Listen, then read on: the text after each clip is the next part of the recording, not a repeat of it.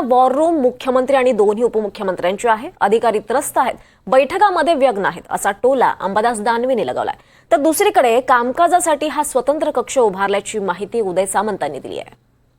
या अधिकाऱ्यांना मला असं वाटतं अतिशय वेदना होणार आहे. अधिकारी आज मंत्रालयातले राज्यस्तरावरचे काम करू शकत नाही अशा प्रकारची स्थिती आहे. बैठकावर बैठका आणि मग या बैठकांना हा मंत्री येत नाही, त्या बैठकाला तो मंत्री जात नाही. आज नाशिकला कुंभमेळ्याची बैठक ती 4 दिवसापूर्वीच गिरीश महाजनांनी घेतली, आज एकनाथ शिंदे घेणार. मला असं वाटतं हा समन्वयाचा अभाव राज्यामध्ये नाही. राज्याचे सर्वतोपरी मुख्य हे मुख्यमंत्री असतात. त्यामुळे ह्या बाकीच्या वॉर रूमला कोणी फुकट विचारतील का नाही विचारतील असं मला वाटतं. बिलकुल विचारणार नाही. हे नुसते नामधारी स्वतःचं अस्तित्व दाखवण्यासाठी या बाकीच्या वॉर रूम तयार होत आहेत. शेवटी मुख्यमंत्र्याची जी वॉर रूम आहे याला सगळ्यात महत्वाचं असतं असं मला वाटतं.